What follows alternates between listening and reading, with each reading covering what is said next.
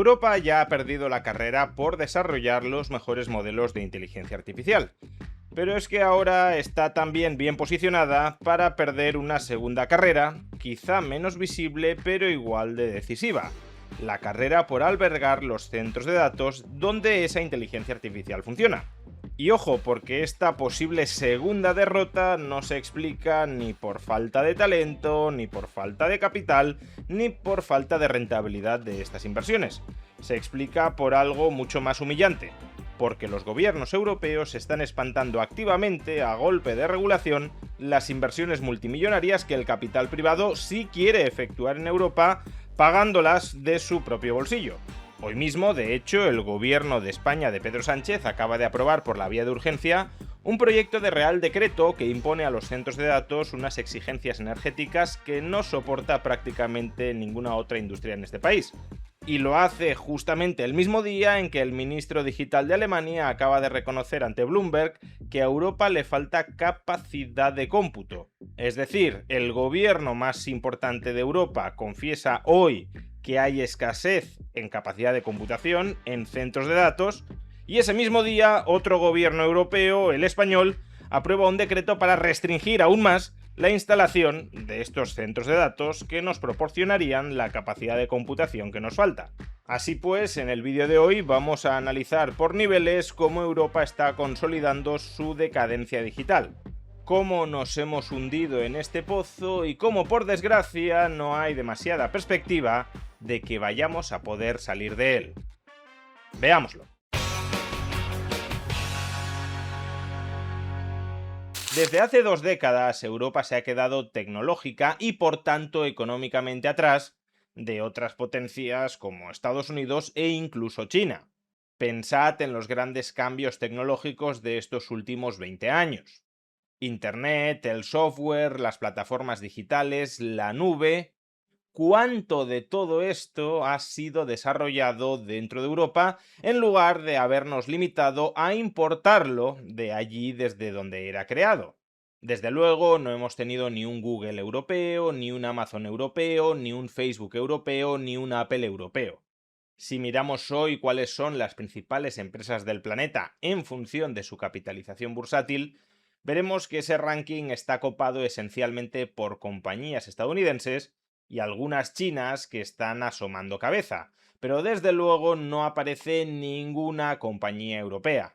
Y eso que hace décadas Europa sí era capaz de mirar de tú a tú en lo relativo a la economía, al desarrollo, a la tecnología, a los mismísimos Estados Unidos. Pero todo esto es cosa ya del pasado. Y lo es, repito, porque durante las últimas 2 décadas hemos perdido tremendamente el tiempo. Mientras Estados Unidos y China seguían innovando, nosotros hemos dejado de hacerlo. Y esto, por supuesto, tiene consecuencias más palpables. Mientras que los estándares de vida en Estados Unidos, no digamos ya en China, han seguido aumentando de manera más o menos progresiva o incluso acelerada, en Europa se han quedado grosso modo estancados, porque sin innovación tecnológica es más complicado aumentar la productividad y sin aumentos de la productividad no se producen aumentos generalizados de los salarios. Por tanto, este clima de malestar social generalizado que se aprecia en España y en muchos países europeos tiene una explicación muy profunda. Europa ha dejado de crecer con fuerza, y si Europa no crece con fuerza, los salarios europeos tampoco pueden hacerlo. Y si Europa ha dejado de crecer con fuerza, es en esencia porque su productividad y su innovación tecnológica se han estancado. Pero oye, no todo tendría por qué ser pesimismo. Ahora mismo estamos ya inmersos, o al menos a las puertas, de una nueva revolución tecnológica liderada por el desarrollo de la inteligencia artificial. Y uno podría decir, bueno, Europa se quedó atrás en la anterior ola tecnológica, pero ahora tenemos una nueva oportunidad de oro para subirnos en este tren. Hemos de aprender de todo lo que hicimos mal durante los últimos 20 años y no volver a repetir esos errores, porque si los repetimos, el estancamiento de los últimos 20 años se prolongará durante las próximas décadas, mientras que Estados Unidos y China seguirán creciendo, es decir, que no solo nos quedaremos estancados en términos absolutos, sino que en términos relativos seguiremos retrocediendo. Como digo, lo hicimos mal en el pasado, pero no tenemos por qué hacerlo mal en el presente o en el futuro, y eso podría insuflarnos optimismo.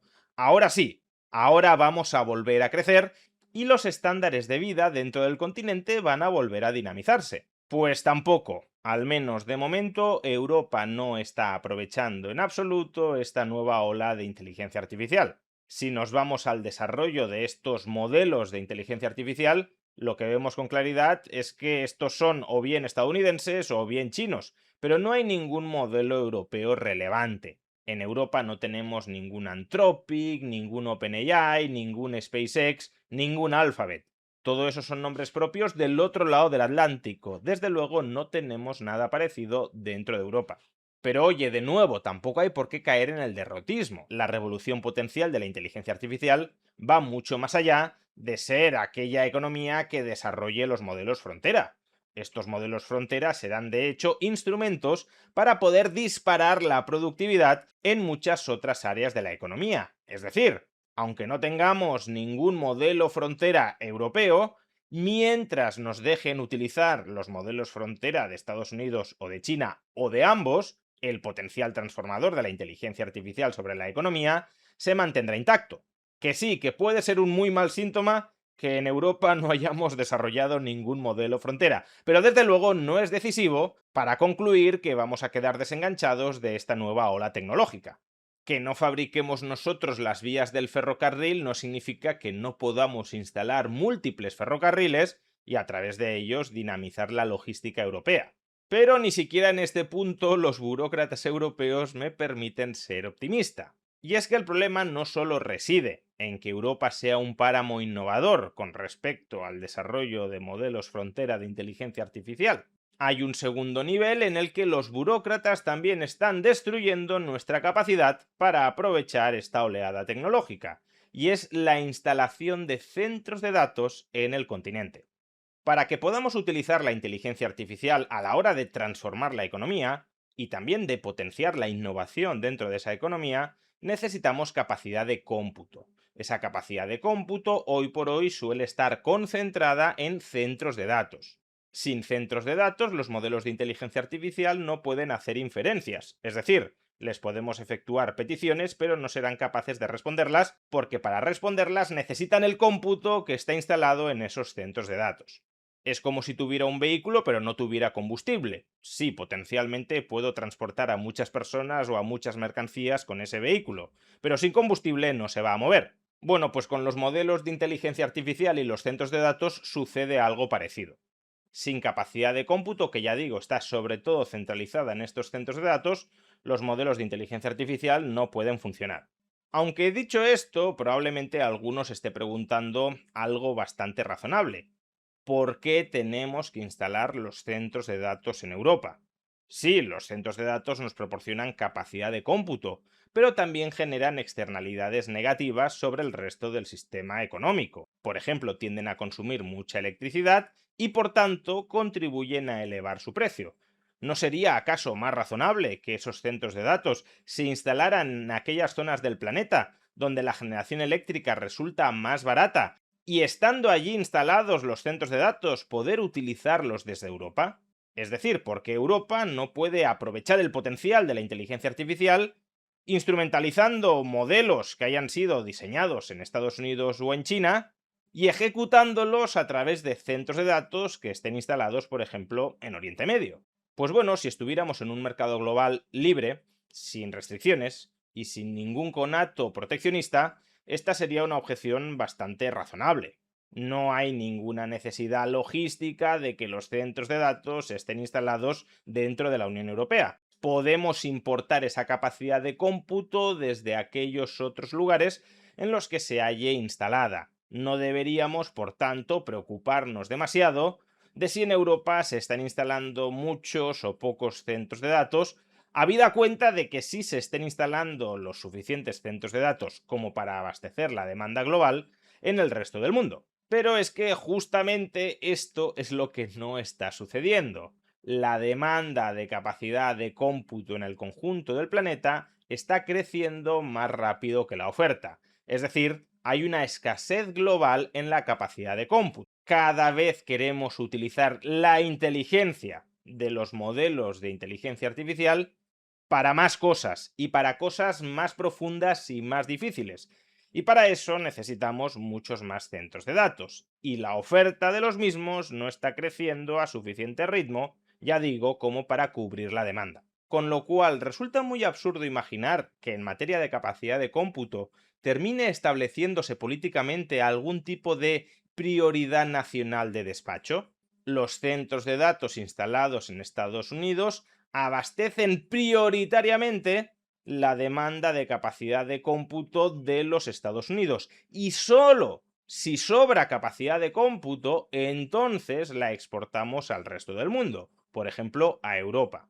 Y lo mismo resulta aplicable, desde luego, a los centros de datos que hayan sido instalados por compañías estadounidenses en Oriente Medio. La misma prioridad nacional de despacho se podría imponer aquí por parte del gobierno de los Estados Unidos sobre las compañías estadounidenses. No creo que sea una conjetura demasiado aventurada. De hecho, recordad que el gobierno de Donald Trump ya estableció limitaciones al uso de los modelos frontera de inteligencia artificial, por ejemplo en el caso de Fable, de Anthropic. Inicialmente, el gobierno de Trump impuso que solo pudieran utilizar este modelo ciudadanos estadounidenses, con independencia de la ubicación geográfica de los usuarios. Es decir, un ciudadano estadounidense en España podía utilizar, en principio, eso quería el gobierno de Trump, el modelo de Fable, y un ciudadano español residente en Estados Unidos no podía.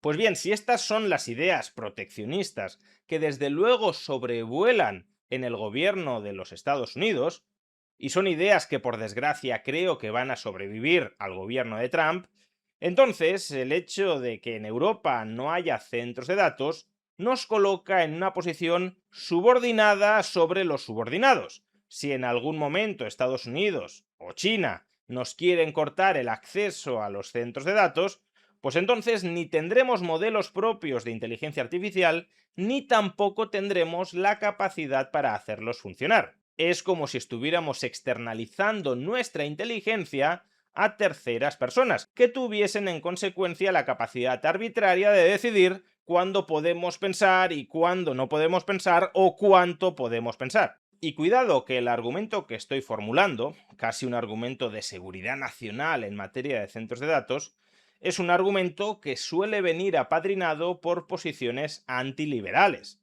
Necesitamos subsidiar la agricultura europea porque en caso de que terceros países nos corten el suministro a los alimentos, nos quedaríamos sin capacidad para producir comida.